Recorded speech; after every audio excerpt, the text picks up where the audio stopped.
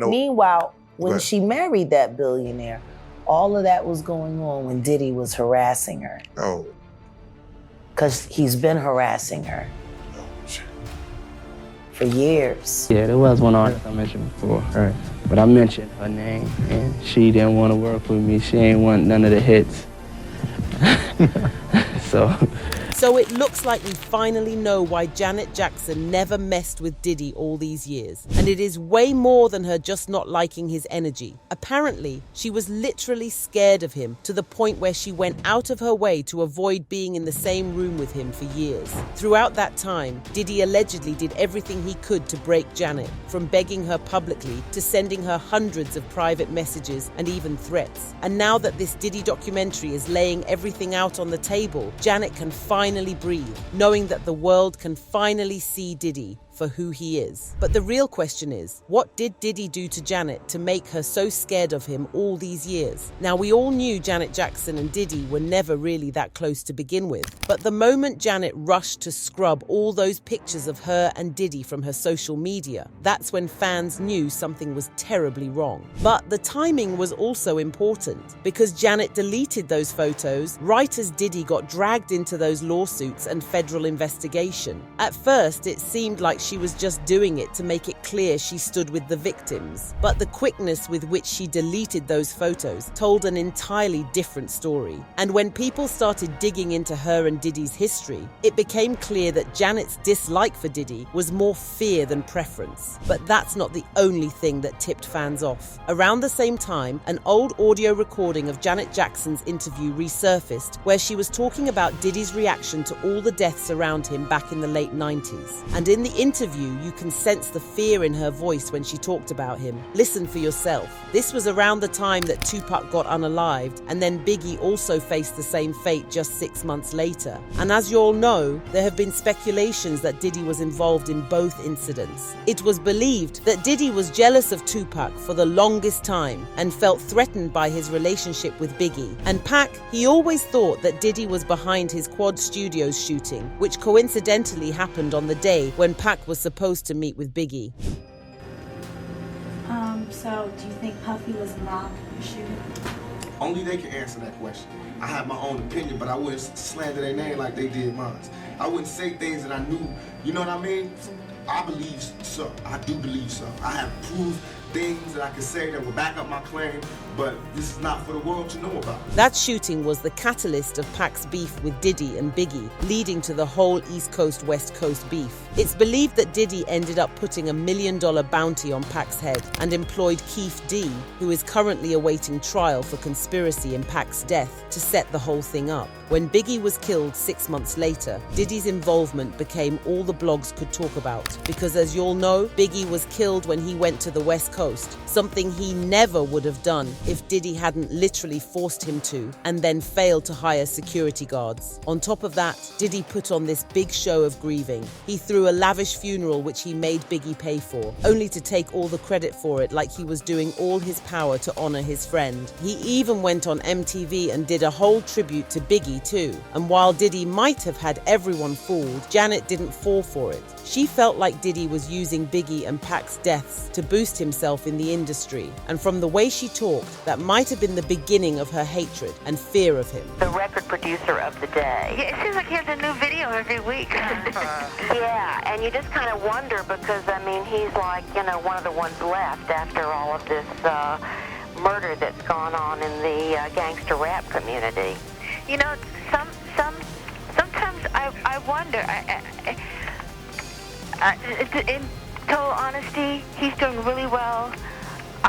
He seems to know what the kids want, and they're loving it, and good for him.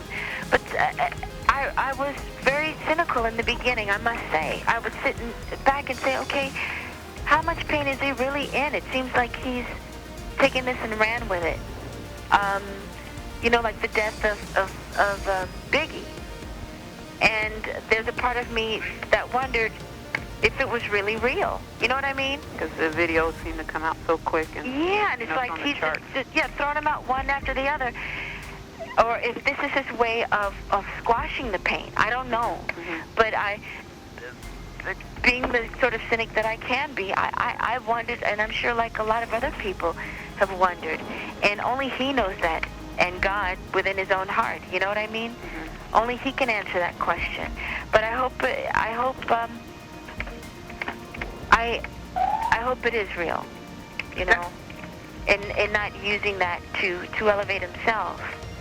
Janet, what was your reaction? And just so you know, she wasn't just trying to hate on him for no reason. She wasn't the only one who called him out for using Biggie's death as a come-up. 50 Cent did too. And fast forward a few decades, he's made a whole documentary exposing Diddy. What was even more interesting was that at a time when everyone and their grandma wanted to be around Diddy or work with him, Janet didn't care for any of that. In fact, she gave Diddy a good distance and only interacted with him when she absolutely had to.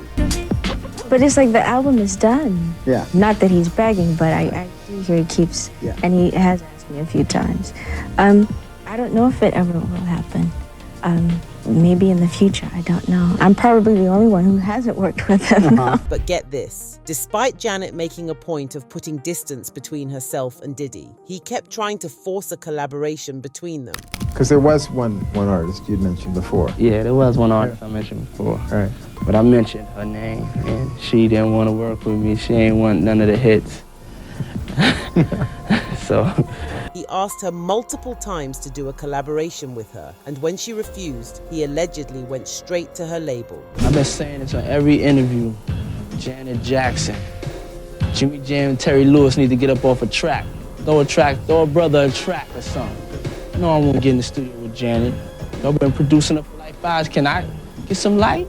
Y'all produce Mary J. Blige. Can I produce Janet? Janet protested, but there was only so much she could do once the label got involved. So she had to put her fear and dislike for Diddy aside and work with him on a remix of her song, Son of a Gun. But despite that collaboration, she still stayed as far away from him as possible. She rubbed shoulders with him at industry events and attended other events he hosted, like his 54th birthday because she had to, but she still limited his access to her. Now you all know Diddy has never been one to back down just like that. Up until the lawsuits and his eventual downfall, Diddy held a lot of influence in the industry. This influence was even stronger in the late 90s to early 2000s. He could pretty much make or break any artist's career, and that's the reason why Janet became so terrified of him. Because after years and years of ignoring him, Diddy allegedly made it clear to her that he could take away everything she had worked for, and this really played out during her NFL wardrobe malfunction in 2004. What a lot of people don't remember about that night is that Diddy also performed, and he allegedly knew that the supposed wardrobe malfunction was going to happen because he connived with Justin Timberlake.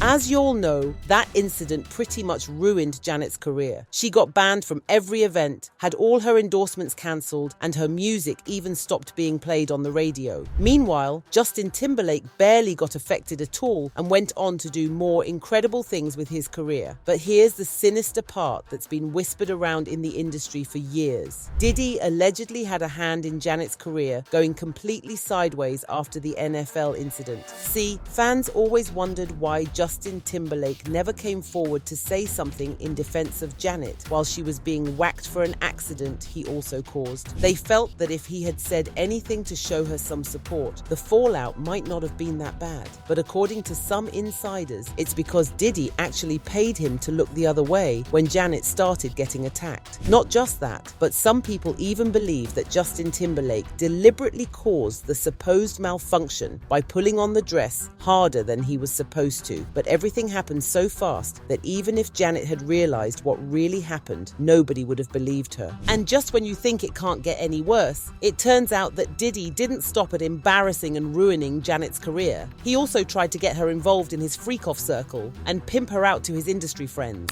She once revealed in an interview that he had invited her to his house multiple times, but she always declined. But the way she said it, it was clear he wasn't just inviting her over for tea. Here's how she put it. He had invited me to his place in the Hamptons a couple of times, but I've never gone because he's invited me for the weekend. I wasn't interested in such an intimate working relationship. Let's put it that way. When she said it like that, it was clear that Diddy wanted to cross certain lines with her that she wasn't interested in. And from everything we know about Diddy now, it's not a stretch to imagine what he wanted. She wouldn't be the first person he invited to his house for a mysterious weekend getaway. Even his producer, Lil Rod, sued him for trying to get into his drawers. So one can only imagine what he wanted to do with Janet for a whole weekend. But here's where it gets even crazier. It turns out that Janet wasn't just scared of Diddy because of how much he harassed her. She also had good reason to keep her distance from him because of his rumored involvement in her brother Michael's death.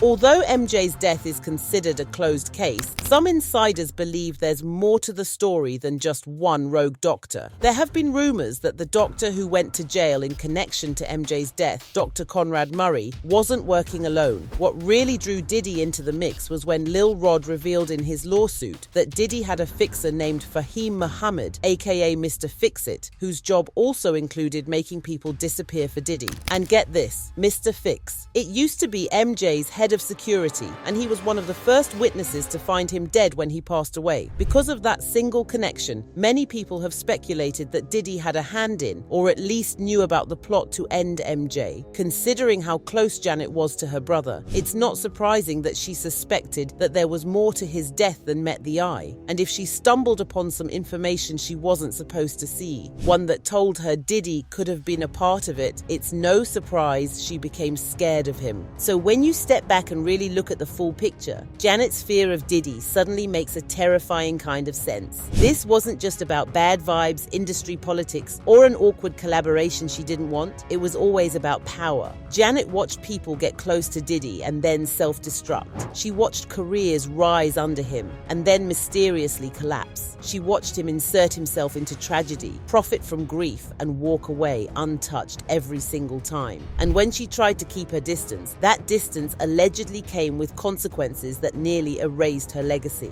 That explains why she stayed polite and played nice this whole time, and why she's only speaking up now that the walls are closing in on Diddy, when the lawsuits are piling up, and when the same stories people once dismissed as conspiracy are suddenly lining up a little too well. Because the scariest part of this story isn't what Janet said out loud, it's what she never said, and who she might have been protecting herself from this entire time.